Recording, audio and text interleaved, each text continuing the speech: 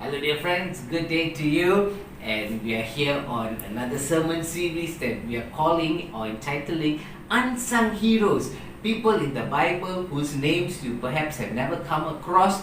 They are not the regular names, like Paul, Peter, Moses, even Aaron. They are not those kind of names. But these are people who very little was written about them, yet something was written. And we want to get into that and learn about them so that we can have their behaviors in our life as well. So let's learn together. Now, this person that we're going to be talking about today is a man by the name of Phinehas. Okay, now who is Phinehas? Now, this Phinehas that we're talking about is actually Aaron's grandson. If you read in 1 Samuel, you'll also read that the prophet Samuel, he had two sons and their names were Hophni and Phinehas.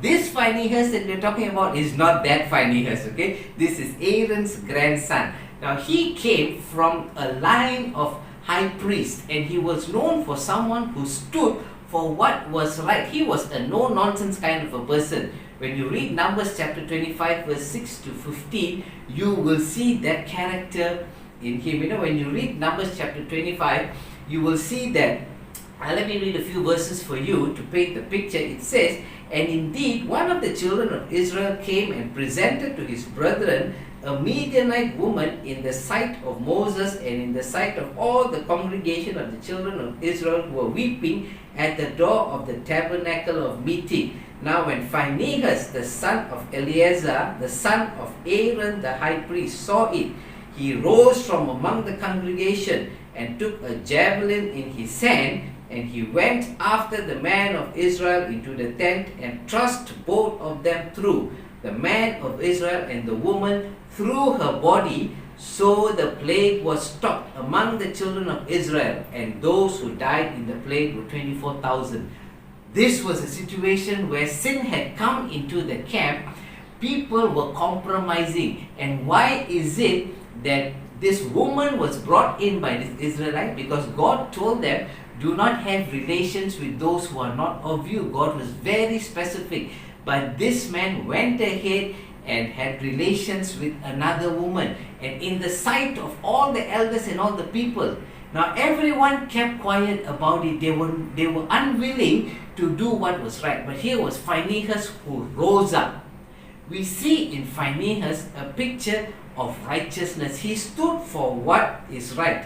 And the Lord actually rewarded his action, because when you read on in verse 10 onwards, he says, the Lord spoke to Moses saying, Phinehas the son of Eleazar, the son of Aaron the high priest, has turned back my wrath from the children of Israel, because he was zealous with my zeal among them.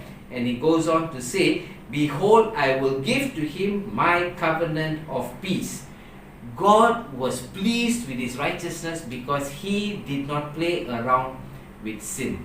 Now friends, even as we look at Phinehas, we know here we see God rewards righteousness. Be righteous in what you do.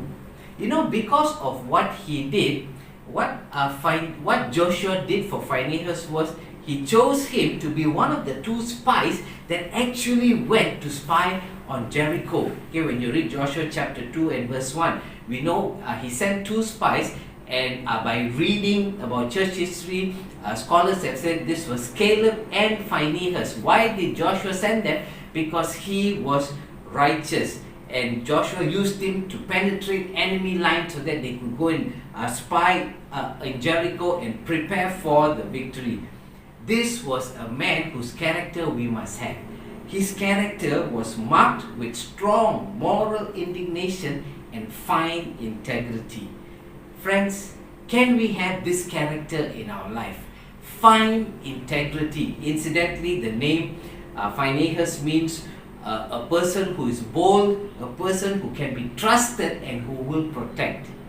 As you listen to Phinehas, let these values be in your life. That you will stand for righteousness, that you will have the zeal of God. Never compromise when sin is around. Stand by the judgments and statutes of God. I pray you're blessed by this message, and let's apply this in our lives. God bless you. Have a great day.